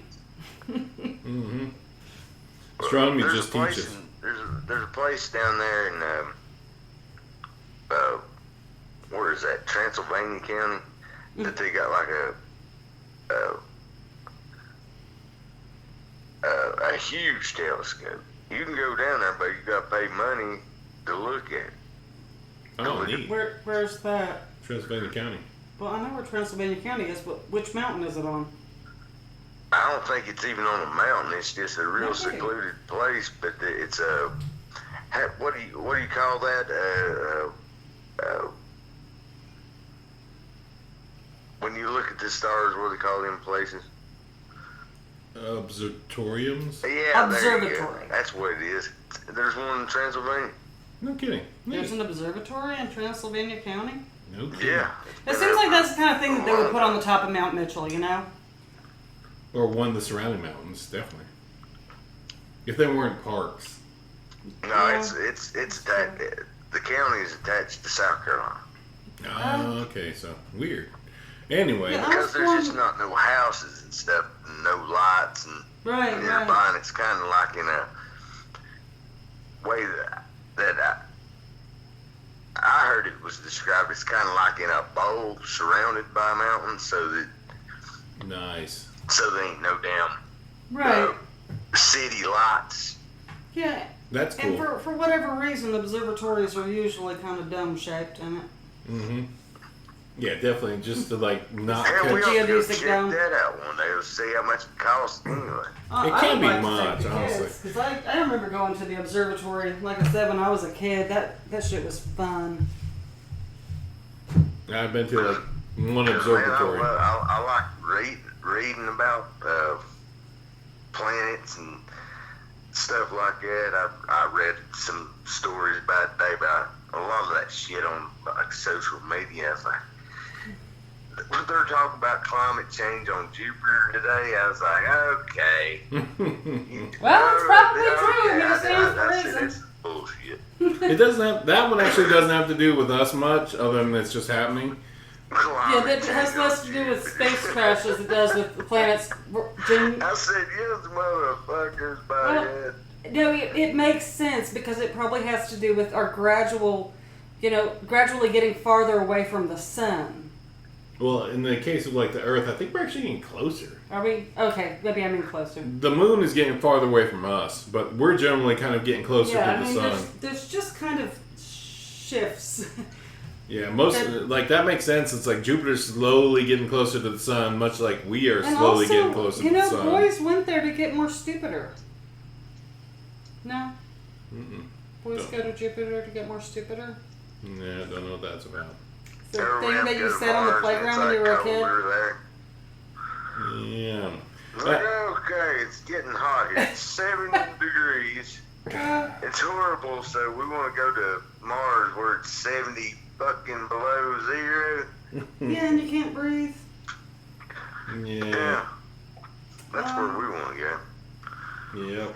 I'm not sure And- that and- we got and, that right, but okay. As long as it's in a And what's penis-shaped messed up rocket. part about it, this, I forget what period of time of Earth, it was way hotter. Now, when like Titanoboa and like giant freaking tarantulas and the dinosaurs, this planet was like 120 degrees. Yep. I just made Madeline spit wine out of her face because I said, as long as we go there in a giant penis-shaped rocket, it's all good. Yeah, but it went limp. It went limp, yeah. So, I don't know. We'd spin into it. Whatever.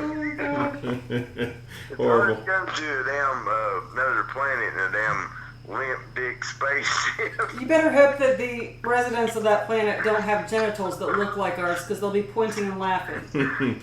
You arrive at the largest laughter of the entire planet. Like, That's what wow. they all call it, the limp dick spaceship. Yep. Horrible. It didn't make it. Did make it. Yes. It did make it. It made But it, nobody to be was honest. satisfied. It barely got the job done. Just Everybody barely. made fun of it. Making fun of Bezos is flaccid. Everybody made fun of the limp dick space. Yeah.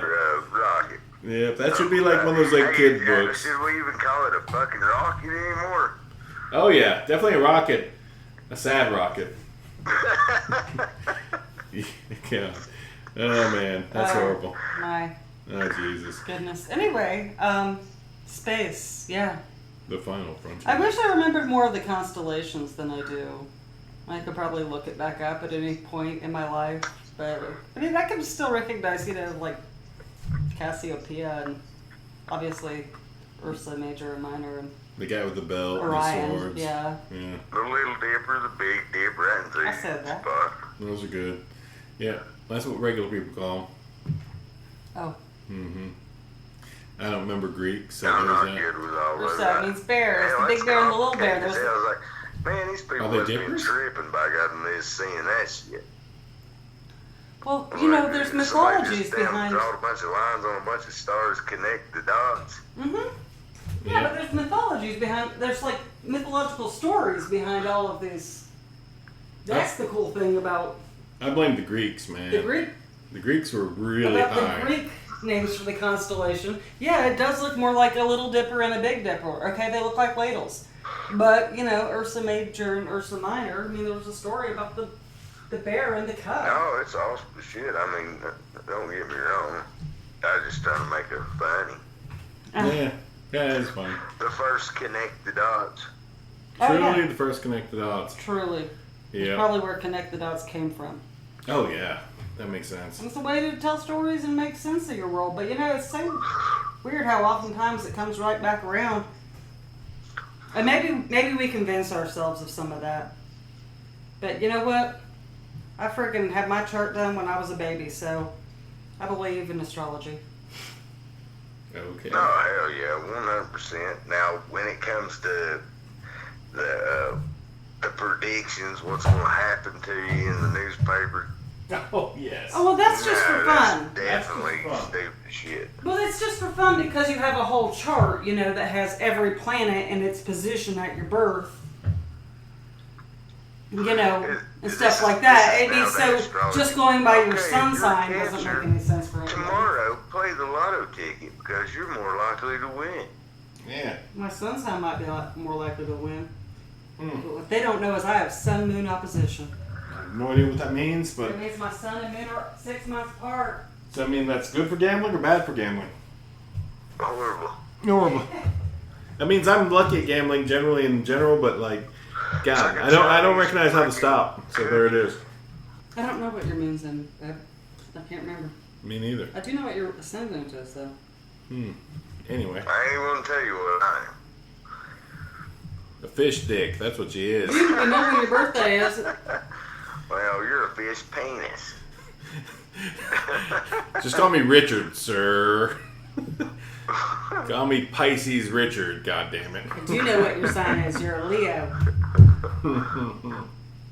You're a Leo. And that's, guess what, listening audience? That means Gene has a birthday coming up. Oh. Am I right? Hell no, I don't know nobody know about my birthday. Come on, they might send money. No, I'll have to set up a Patreon. We'll save that for later. Maybe we'll do Gene's it. birthday. Maybe we'll do a Gene birthday Buy Patreon. Gene a drink for his Hell, keep birthday. me money. I hate birthdays. Buy Gene a damn drink, and then we'll do a Patreon where it's it's the Patreon where we buy Gene a drink. And then we'll say your name. Birthdays are fun until you turn 30. No. No, they're never really fun after 22. I think after 12 for me. There you go. I had a really bad 12th birthday, y'all. Unless you're like a Mexican person that does those cool 16 and 12 and damn crazy party birthdays. Those things are fucking epic. If you ever get a chance to get invited to like my child is turning 12, we're having a party. If you get a chance to go to those, fucking go because they are fucking blasts. It's not 12. It's not. I'm just saying. Your bar mitzvah. Yeah, it's not like a bar mitzvah, but it's just like people bring good food. There's music. There's dancing. What he's saying is, if you ever get a chance and you're not Hispanic to make friends with Hispanic people, you know what? They're like the Southerners of the world. They like to dance and sing and eat good food and be friendly and oh yeah, they just love having a good time. They are cool. We got to seriously. go to this little kids three. She was 3. It was her kids. Her Beat the shit out of a quinceanera. Quinceanera? Am I saying it right? I don't I'm know. a horrible person. Either way, it was a big ass party for I like just a little feel horrible kid about learning getting Spanish. a couple years older. It was wild. Yeah, it was like, like a coming out ball, but like it was like also like a kindergarten mock wedding at the same time. It was so cute, but they had like seriously like a 5-layer cake, So many dancing, good foods. games, the whole thing catered. I mean, just wonderful. Everybody's so fucking friendly. And any other time I've ever been, just to like birthday parties, it's like we're gonna like. Everybody's gonna sit around the fire and play guitar and sing. It's just like, It's a good time. There ain't nothing It is. wrh with those kind of parties. Those are good times. If you get And a I love chance, people who want to feed me. yeah, people that want to feed you, that know how to make good food. I'm an eater. Oof, man. I'm very food motivated. Yeah, like, man, I don't know enough like Mexican people because like I haven't been to a good damn Mexican party in a long time. Well, we haven't been out of the house in a long time. This is true. Thanks, COVID. Thanks, Thanks, Appreciate it. Trump. Douche, scum, fuck. Hope you die in a hole. Not even a hole. Hope you just die. Fuck that guy. just Fuck that guy. Anyway, but yeah, we've not had good parties in a good couple of years because of them everything politics and them the damn COVIDs and all this. So hopefully someday in the future we'll get back to that and America will be great and everything will be fun and you know what? Everything will be great again eventually. But until then, don't lose hope, people, because it will come back. Because people carry on and people love to party. And also, it's just, you know what? I'm not saying go out and find yourself a token friend of color or a token friend from a different community than yours, but if you get a chance to make friends with people, you know what? There is a whole world of culture out there that people are just missing. Hell yeah. In all kinds of communities, like, Mike's Native American.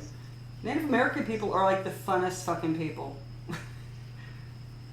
I don't know about When that. when they are. When we are, we're really fun. But until then, it's just like, Serious? what the hell you doing here, motherfucker? What are you doing here, you know? Yeah, bitch. You taking another fucking good Indian? Fuck you. Get out of here. Yeah, it didn't always an easy time. But, I'm not saying, have to marry him, but, just to have friends from other cultures, and you're not in a fucking,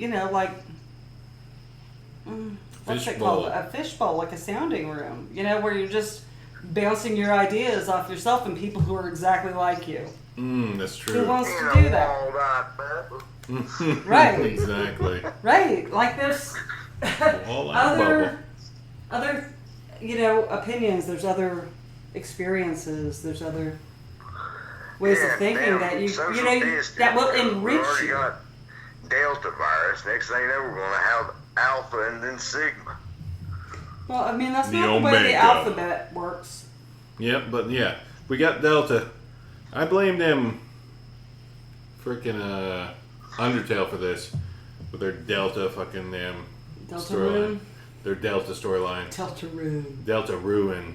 Thanks, No, it's Dan. rune. Rune? Like rune, like Norse runes. Oh, wow. I blame you, Undertale. Thanks. You better not make another one because I can't take this COVID I anymore. don't blame a horror video game for anything. Except for that one from the 80s that gave everybody nightmares. I blamed them for the nightmares. That was scary. What was that? I can't remember what it was called, damn it, but it was banned. Really? A banned video game that you remember? That I Interesting. remember that was like, seriously, like a freaking 8-bit game. Like maybe Nintendo. Anybody in the listening audience remembers it? Type it in the comments. If we're on, when this goes on the YouTubes, put a comment down there. If you remember that video game. Give people seizures or But also, like, nightmares? I really, really don't take constructive criticism very well. So, if you have constructive criticism, just keep it to yourself. Compliments only. I will definitely like laugh at you, then block you because I've already done it to one dude. It's like, oh, that's a good comment and it's kind of accurate, but you're also just being a dick, and you're blocked. But I read it. I gave him like I commented, then I'm like, yeah, you're blocked. I respect your opinion. You're blocked. I don't need your damn bad comment on the comments. Right, and here's the I didn't thing, even know like, it's people our damn thing. commented on this. It's only like one of the 4 or 5 comments we got on our YouTube feed. And you know, And people like to troll. What? trolls are gonna troll. It's a And damn to that, thing. you know what I have to say? Rabies? Rabies. I won't have no rabies. I'll just be like, jealous bastard, get your own fucking channel. Get your Right. friends and then make your own damn thing. You unoriginal Well, I motherfucker. read something that somebody said on one social media platform when they had a disagreement with somebody, and they were like, "Oh, you're going to just block me because you know that's what you do. You just censor anything that you don't like." Yeah, this is my page. Exactly. This is my page. This is my. I don't just walk into your house and piss on your rug and be like, "What are you going to do? Just kick me out of your house?" You know? It's like, get out of your mama's basement. Exactly. Precisely. All right, this is I've run. actually said that to people before. Where's your mother? Where's your mother? Put your mother on. Let me talk to your mother. I need an upside down. That destroys anybody. Really? And I'm Yeah. pretty sure it was a teenage boy. So they probably cut a little close to the quick, but he deserved it. He was being real ugly about real sensitive issues that had to do with ladies, and he had no place saying the things he was saying. And I honestly do wonder where his mother is, and I did when I had that talk with her because she's raising a little, future, Bastard. Son of a Who's bitch. the kid who shot all those girls in Beverly Hills? Beverly Hills? Come on. Elias. Don't know that one. I have no idea. You lost me. She was one of those kids who follows the whole Chad, Becky, Yeah. blah blah blah. All right. What are they called? Incels. He was an incel. Oh, okay. All right, let's wringle this back into a thingle, and let's dingle this. Madeline, do you have any horror movie based around trains that you want to make a commentary on for this particular podcast about trains? We covered Horror Express. Gene covered Midnight Meat Train. Head shaking with its all sarcastic bullshit. I can think of two, and they're both Korean. Well, name one of them and give us a quick damn synopsis I because. think we've talked about them both on the show before. All right, just give us a quick pop back. Then pop back to Train to Busan. Train to Busan, fantastic.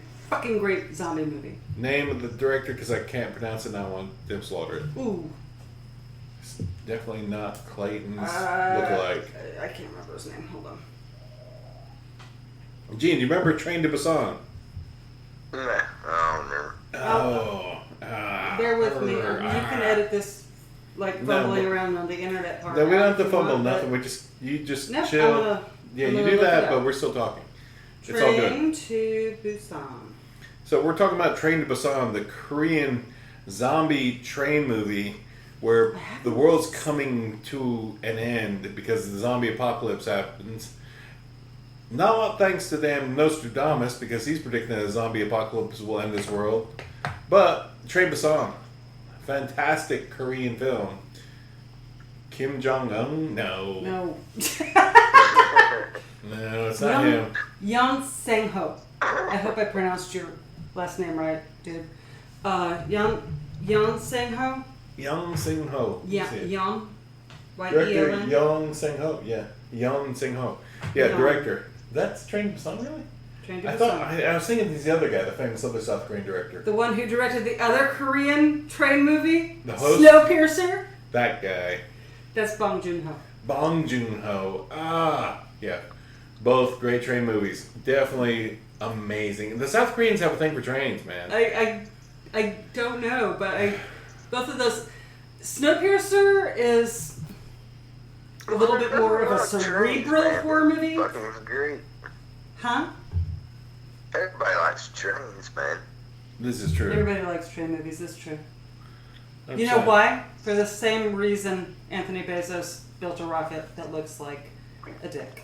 It's all the phallus. What? I'm not wrong. Ian Fleming can tell you this. Or could. Anyway, yeah. Snowpiercer, it's a little bit more cerebral. It's not like monster violence. The monsters are people. for real. It's about poverty and class struggle and the abuse of the poor. 100%. 100%. It's a very social, like all of Bong Joon-ho's films, there is a social message underneath that is very thinly veiled, if at all. Not very thinly veiled. Very, like, the poor and they have the scum. Yeah. And they are mistreated by the wealthy in this case, in this film. And they are not just mistreated, they're exploited. And they are abused. And it's a really affecting film, and if you can't watch stuff that has like kind of, you know, violence to the elderly and stuff like that, you're gonna have a difficult time sitting through it. But I guarantee it's a beautiful film and it's eye-opening. And fucking Chris Evans, you know, wow, and what a cast! The entire film was fantastic, and I thought it was gonna be like, oh man, but then I sat there and watched. I was like, I didn't really want to get up and take a damn piss break. I kind of wanted to sit there and pee my pants and finish watching it. Like, let's just keep this going because it was that good. Yeah. Snowpiercer, man, check it out. I haven't watched the series. They made a series of it, and they it also, has Jennifer Connelly in it. Is it? I believe so. Yeah. I think so too. Could be wrong. Could be wrong. I'm not looking anything else up, but I think it's Jennifer Connelly, and I don't think it's like the exact same. I imagine it follows the same kind of theory as the movie. There may be a second train running on the same track, doing the same thing, but yeah, you only got one in the movie. Yeah, but maybe you never know. But you know what? I believe it was based on a book that I never read. Believe it or not. So. It's in Korean. What can you do? I don't think the book was Korean. I'm just saying. Anyway, yeah, that's great. Be, yeah, that's great with Snowpiercer. Fantastic film. No, that film was in English. It was Snowpiercer. Fantastic film. Gene, you're gonna have to check it out. No, that's good. It's good. It's just a good social commentary. Good damn, like, what's going on here? Because like that guy sucks, and this situation is really horrible to watch, but. Let's keep watching it because, like, I want to see what happens here. And seriously, like, good. Just the cast would sell it. If you followed that kind of thing. But generally, it's just a great film. Check it out. I did not expect that from Chris Evans. Like, I expect Captain America. There you go. I didn't expect him doing this, like, really gritty, dramatic role. That's amazing. All right, there's your heads up. That's all we got for that. We're not going to spoil anymore. Because y'all need to go out, check out Snowpiercer. Because I've already mentioned it. Awesome. Definitely remember the damn Train to Busan. It will make you cry. It'll make you cry, make you damn. It'll make you jump, and it'll make you cry, and it'll make you angry. And it also actually deals with a lot of social issues. Well, you know. Yeah. Them and us, them against us. Whole idea, like, well, what if I am only going to save my ass? Yeah, there's always those people who just want to save their own ass, and it's always the person you're shouting at on the screen to go ahead and get killed by the zombie, and they're always the last one to get killed by the zombie. If they do, then otherwise they kind of leave it ambiguously. They may have got away. It's like, you goddamn bastard! Why'd you let the real villain get away? And honestly, at this point, you're like, zombies are just hungry. They're not evil. They're just hungry. Yeah, it's just like, all right. Like guy, he's evil. That guy's a bad guy. He's still human. Yeah, it's that kind of thing. Yeah. That's what I love about zombie movies. That's what I love about horror movies. Is that they're commentary on normal human behavior that should disgust us. Mm-hmm. That should repulse us. That should make our skin crawl. All right, people. It's not horror movies at their best. Yeah. Yes. Definitely. All right. It's about hour and 49 minutes. You've sat here and listened to us damn ramble. Maddie joined us a little late, but she's had a couple good train movies. So there we go. Mm-hmm. If I think of any more. If you think of any more, we won't. Because Throw Mama from the Train, but I don't think it was It wasn't exactly a horror movie. Not exactly a horror movie. Although it had an amazing cast. And it had a murder. Yep. Not the murder you're expecting sometimes, but you know what? That was a great damn cast. And you know what? It's that 1980s feel.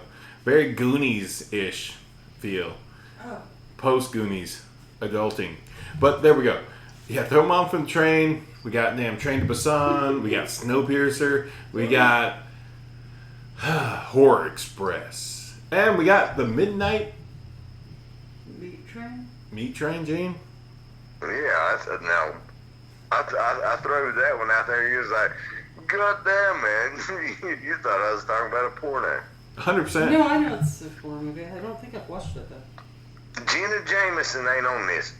Nope. Ron Jeremy's not in it either. You know what? Ron Jeremy's in a lot of quality horror movies. 100%. Yeah, And then some bad horror movies. Thank one right off the. Like, wasn't he in Cabin Fever? Because that movie sucked. Damn it, Wasn't Ron he? He's a Jeremy. comedian. Yeah, Ron Jeremy is like, as He far really as kinda is. he is pretty much like a damn. He knows how to laugh at himself, and he's just kind of a dude. He's just a I dude. guess he had to in his first of his career.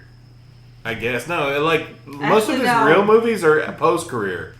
Like I'm Ron Jeremy now. I'm just like selling my brand, My which is image my image. for your horror movie or your comedy movie, because everybody in the world knows that I'm this porn star who wasn't particularly good looking or well built, Nope, he wasn't. except for in that one respect.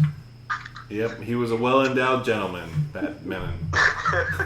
But like, he's funny. He's done some funny horror. He's done some endowed funny. with a sense of humor as well. So He's- good for him. Good for him for having a good sense of humor and not being such an uptight prick that he can laugh at himself and like just do it. It's like, yes, I'm that guy, but you know what? I'm gonna have a laugh here, get a couple bucks, and then like, you know what? People are gonna laugh and have a And good for the time. record, there's a lot of ladies of horror who have also had similar backgrounds. Oh, this is 100% A lot of true. scream queens need to get credit.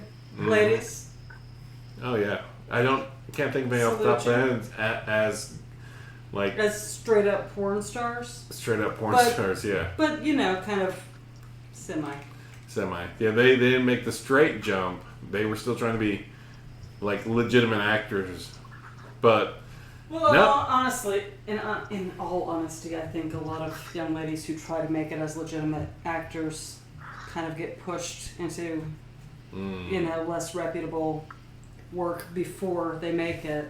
And True. that wasn't the case for Ron Jeremy. So for the ladies, it's probably the other way around, like they did.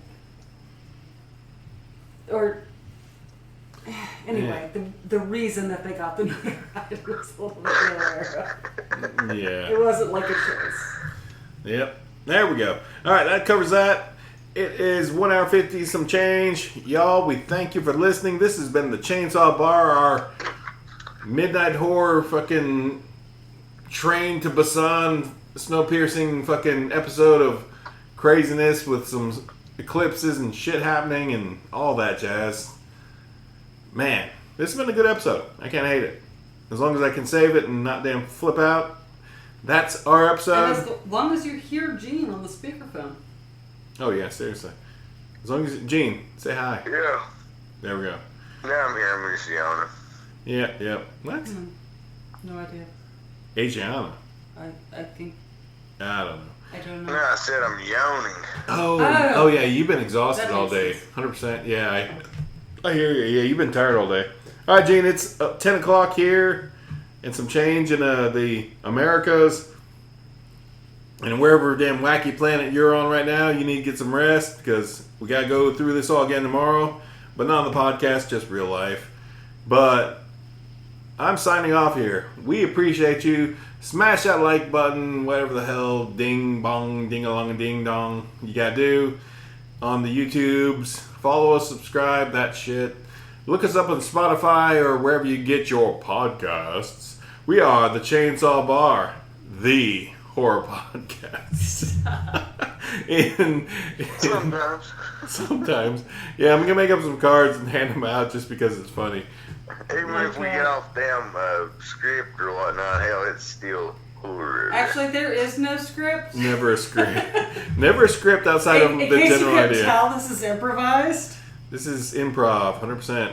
Except for the time that I have actually write out an episode script, which is just intros, quick questions. What have we been watching? What's happening next? What are you guys into? I got some news and like any closing thoughts, which usually take about fucking 45 minutes. Just Eh.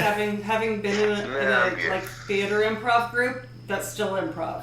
Yep, 100%. But at least there's a form and fashion to the madness in that sense. At least there's a kind of idea, a guiding light, if you will. Mm-hmm. All right. We got. That was a soap opera reference. Did I get the Pee Wee Herman, Pee Wee's Playhouse? You said the thing that tied it back into that thing we were talking about like 3 podcasts ago. Zombie. They're Caucasian. Ooh. That's on Pee Wee Herman. Yeah, there's something I've been wanting to do for a long time, Pee Wee. Zombie. Ooh, hands. Caucasian. How exotic. That's funny as shit, dude. All right. That's all we got. This is like the end of the podcast for now. We're going to be talking about Black Swan in the future. We got some other things we've watched. We still haven't covered VFW, which is a film that needs to be watched by Gene. But it's got an all-star cast of greatness, and it was fantastic. That's coming up in the future. You try to trick me. You need to watch damn VFW. But that's the future. We got some other things we need to talk about. That's fun. And other movies and stuff, because that's all we do. We are the Chainsaw Bar, the horror podcast. Stop. The horrible podcast. Yeah, you can get a shit off you You know dick. what? We're having a good time, y'all. Yeah, we're having a good time. We got the Blue Yeti mic, cheap ass computer, and Gene on my fucking shitty ass broke damn LG phone, and the shut down damn Skybox fucking air raid box. And this is it. This is what you get. I'm gonna damn edit some pops and clicks if there's any of them. You get what you pay for, and guess what? It's free. Oh. 100% fact there, boys and girls and I ghouls. don't know.